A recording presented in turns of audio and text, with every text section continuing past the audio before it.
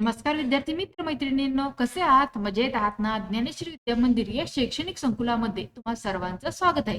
विद्यार्थी मित्रांनो, तुम्ही आपल्या ज्ञानेश्वरी विद्या मंदिर व स्वामी समर्थ ई लर्निंग या युट्यूब चॅनल्सला सबस्क्राईब केले का? सबस्क्राईब केलं नसेल तर लगेच सबस्क्राईब करून घ्या. तर सबस्क्राईब समोर जे नोटिफिकेशन आहे त्याला हिट करा, जेणेकरून आपल्या चॅनलवरती अपलोड होणारे नवनवीन शैक्षणिक व्हिडिओज तुम्हाला पाहायला मिळतील. आज आपण पाहणार आहोत 26 जानेवारी प्रजासत्ताक दिन विशेष भाषण. काय पाहणार आहोत? 26 जानेवारी प्रजासत्ताक दिन विशेष भाषण. चला पाहूयात भाषणाला. तिरंग्याची शान उंच, तिरंग्याची शान उंच अभिमानाने फडफडतो. प्रजासत्ताक दिनाला भारत नव्याने घडतो. तिरंग्याची शान उंच अभिमानाने फडफडतो. प्रजासत्ताक दिनाला भारत नव्याने घडतो. आदरणीय प्रमुख पाहुणे, मान्यवर शिक्षक वृंद आणि माझ्या प्रिय मित्रांनो व मैत्रिणींनो, आज आपण सर्व येथे 26 जानेवारी प्रजासत्ताक दिन साजरा करण्यासाठी एकत्र आलो आहोत. हा दिवस आपल्या देशाच्या इतिहासातील अत्यंत महत्वाचा दिवस आहे, कारण 26 जानेवारी 1950 रोजी आपले भारतीय संविधान लागू झाले. भारत हा एक प्रजासत्ताक देश बनला. मित्रांनो, स्वातंत्र्य मिळाल्यानंतर देश कसा चालवायचा, नागरिकांचे हक्क काय असतील, सरकारची कर्तव्य काय असतील, हे सर्व संविधानात सांगितले आहे. हे संविधान डॉक्टर बाबासाहेब आंबेडकर यांच्या नेतृत्वाखाली तयार झाले. त्यामुळे आपण त्यांचे सदैव ऋणी आहोत. भारतीय संविधान आपल्याला मूलभूत हक्क देते.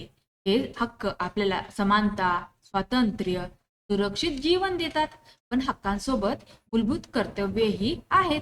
देशाचा सन्मान करणे, कायद्याचे पालन करणे, स्वच्छता ठेवणे, पर्यावरणाचे रक्षण करणे ही आपली जबाबदारी आहे.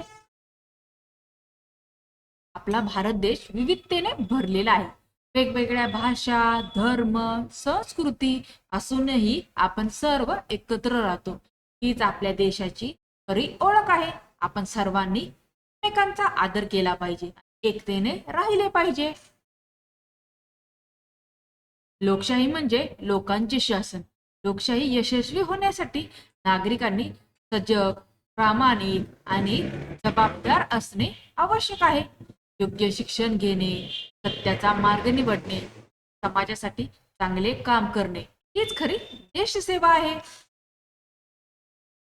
आजचे विद्यार्थी म्हणजे उद्याचे नागरिक आहेत.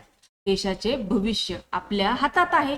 आपण मेहनत, शिस्त आणि प्रामाणिकपणाने काम केले तर भारत नक्कीच प्रगती करेल.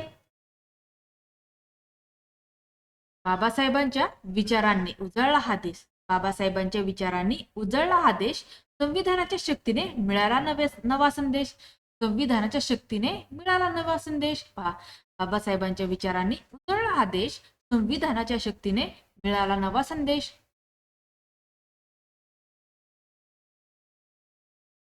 शेवटी या प्रजासत्ताक दिनी आपण सर्वांनी असा संकल्प करूया की आपण संविधानाचे पालन करू, देशाचा सन्मान करू आणि एक चांगला नागरिक बनू.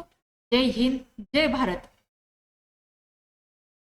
तर अशा प्रकारे आपलं संविधान प्रजासत्ताक दिनाविषयीचं भाषण संपलेलं आहे. तुम्हाला आजचं हे भाषण आवडलं का? भाषण जर आवडलं असेल तर भाषणाला जास्त शेअर करा. चॅनेलवर नवीन असेल चॅनेलला सबस्क्राईब करा. धन्यवाद.